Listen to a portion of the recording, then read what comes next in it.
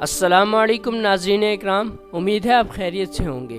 میں ہوں محمد ابراہیم اور 360 ورلڈ کے پلیٹ فارم پہ آج ہم آپ کے لیے ٹیپو سلطان کا پارٹ 2 لے کر آئے ہیں۔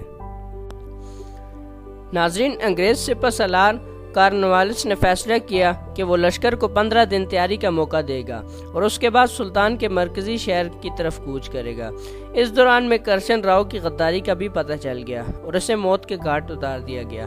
انگریزوں سے تعاون کرتے ہوئے ناظم کا لشکر بھی سلطان کے علاقوں پر حملہ آور ہوا اور سلطان کے قلعے گنجی کوٹہ، تار پتھری اور تارمری فتح کر کے اپنی پیش قدمی کا رخ تبدیل کیا اور کرپا شہر کے علاوہ قلعہ سڈود فتح کر لیا۔ اب انہوں نے گرم کنڈا کا رخ کیا۔ مرہٹوں کا لشکر پرسرام کی کمان میں سلطان کے علاقوں میں داخل ہوا اور سلطان کے چند سرحدی قلعوں پر قبضہ کر لیا۔ ان علاقوں میں سلطان کے سالار بدر الزمان نے دھاروار کے قلعے میں مسحور ہو کر مرہٹوں کا مقابلہ کیا مگر ناکام رہا اور گرفتار ہو گیا۔ پرسرام نے اب چیتل در کا محاصرہ کیا۔ وہاں کا قلعہ دار دولت خان تھا۔ اس نے مناسب تیاری کر کے مرہٹوں پر ایسا شب خون مارا کہ ان گنت مرہٹوں کو موت کے گھاٹ اتار دیا گیا۔ پرسرام وہاں سے بھاگ نکلا اور انگریزوں سے جا ملا۔ ناظرین، 15 دن تک جنگ کا ضروری سامان جمع کرنے کے بعد انگریز جنرل کارنوالیس نے سرنگا پٹم کی طرف بڑھنا شروع کیا۔ راستے میں پڑنے والے جنگل میں سلطان کا سالار قمر الدین گھات لگائے بیٹھا تھا۔ انگریزوں کا لشکر جب جنگل کے پاس آیا تو قمر الدین جنگل سے نکل گیا اور ایک دم حملہ آور ہوا اور دشمن کو سخت نقصان پہنچانے کے علاوہ ان سے کافی مقدار میں غلہ اور ضرورت کا دوسرا سامان چھین لیا۔ جنرل کارنوالیس کسی نہ کسی طرح لشکر لے کر سرنگا پٹم جا پہنچا۔ انگریزوں کی آمد سے پہلے ہی سلطان جنگ کے لیے تیار تھا۔ انگریزوں نے پہلے سرنگا پٹم میں کری کٹ کی پہاڑی پر حملہ کیا۔ پہاڑی پر سے سلطان کے سالار سید حمید نے گولہ باری کی تو انگریز اپنے ہزاروں سپاہی مروا کر پیچھے ہٹ گئے۔ اسی دوران میں انگریزوں کے پاس خوراک کی کمی ہو گئی اور وہ توپوں کو کھینچنے والے بیل بون کر کھانے لگے۔ اس کے بعد انہیں خبر ملی کہ ان کے لیے میلیوار سے خوراک کا سامان آ رہا ہے تو انہیں اطمینان ہوا۔ پھر دوسری خبر یہ آئی کہ خوراک کے قافلے پر سلطان کے لشکری حملہ آور ہوئے اور سارا سامان انہوں نے چھین لیا تو انگریز محاصرہ چھوڑ کر واپس چلے گئے۔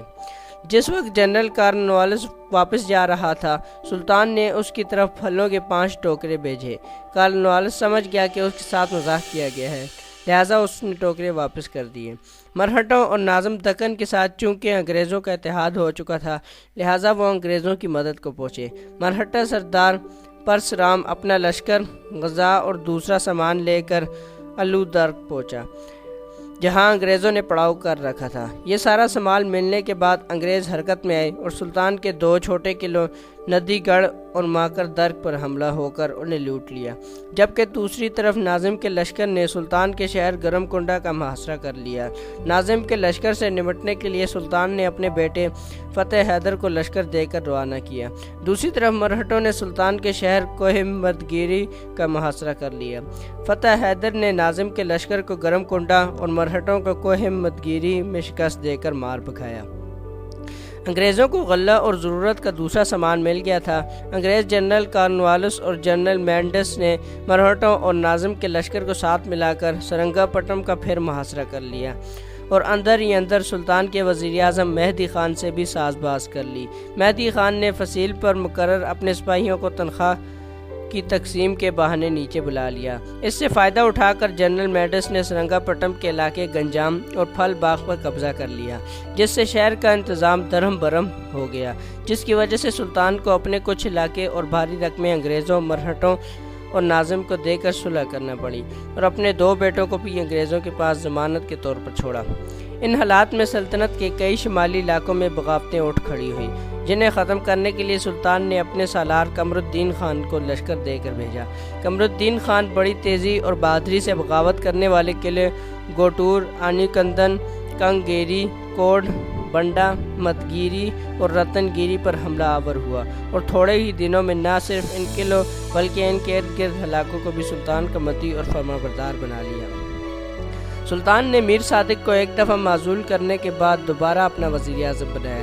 میر صادق کا دماغ کچھ ایسا خراب ہوا کہ اس نے مملکت میں عجیب کام کرنا شروع کیے۔ چھوٹے بڑے سرکاری ملازمین کے خلاف سازشوں اور مکاریوں کے جال بچھا دیے۔ اکثر سلطان سے مشورے کیے بغیر حکام احکام جاری کر دیتا تھا۔ ساری مملکت اس کے ظلم و ستم سے بھر گئی۔ اب مملکت پر اس کا پورا کنٹرول تھا۔ اس کے خلاف اگر کوئی شکایت کرتا تو کوئی کارروائی نہ کی جاتی۔ ایسا محسوس ہونے لگا تھا جیسے میر صادق سلطان کے مزاج پر پوری طرح چھا گیا ہو۔ ناظرین، سلطان کے ساتھ انگریزوں کی دشمنی اس وجہ سے تھی کہ فرانسیسی سلطان کا ساتھ دے رہے تھے اور انگریز فرانسیسیوں کے سخت مخالف تھے۔ ان حالات میں انگریز جنرل ویلنگٹن نے سلطان کو خط لکھا کہ ان کے مرکزی شہر میں جو فرانسیسی ہیں انہیں انگریزوں کے حوالے کیا جائے اور سلطان اپنی 2 بندرگاہیں انگریزوں کے حوالے کریں۔ سلطان نے جب ایسا کرنے سے انکار کر دیا تو انگریزوں نے general fly, general purchase, general stud, general horse کے ذریعے 1798 میں سرنگا پٹم کا محاصرہ کر لیا۔ سلطان کا غدار وزیر اعظم میر صادق انگریزوں سے ملا ہوا تھا۔ اس نے سلطان کے کئی جرنیلوں کو بھی اپنے ساتھ ملا کر غداری پر آمادہ کر لیا۔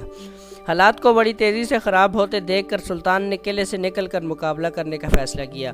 آپ قلعے کے چھوٹے دروازے سے باہر نکلے تاکہ باہر کھڑے لشکر کے ساتھ دشمن کا مقابلہ کیا جائے۔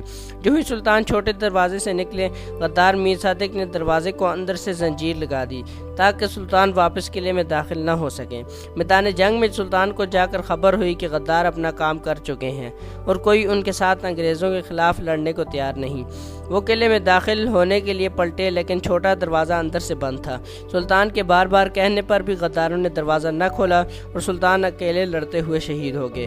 انہیں لال باغ کے شاہی قبرستان میں ان کے باپ حیدر علی کے قریب دفن کر لیا گیا۔ سلطان کے شہر سے نکلنے کے بعد میر صادق قلعے کے دوسرے دروازے کی طرف بھاگ گیا۔ وہ اب سرنگا پٹم سے بھاگ کر اپنی جان بچانا چاہتا تھا، لہٰذا گھوڑے پر سوار ہو کر اس نے دوسرے دروازوں کے محافظوں کو مخاطب کر کے کہا، میں رسد اور کمک کا بندوبست کرنے جا رہا ہوں، میرے جانے کے بعد قلعے کا دروازہ اندر سے بند کر لینا۔ اسی وقت ایک شخص اس کے سامنے آیا اور اسے مخاطب کر کے کہنے لگا، تم پر لعنت ہو، تو سلطان کو دشمنوں کے حوالے کر کے بھاگنا چاہتا ہے، میں تجھے تیرے کیے کا مزہ چکھاؤں گا۔ اس کے ساتھ ہی اس نے تلوار کا وار کیا اور غدار میر صادق گھوڑے سے گر کر دم توڑ گیا۔ تو ناظرین، یہ تھا ٹیپو سلطان کا پارٹ 2۔ امید ہے آپ کو پسند آیا ہوگا۔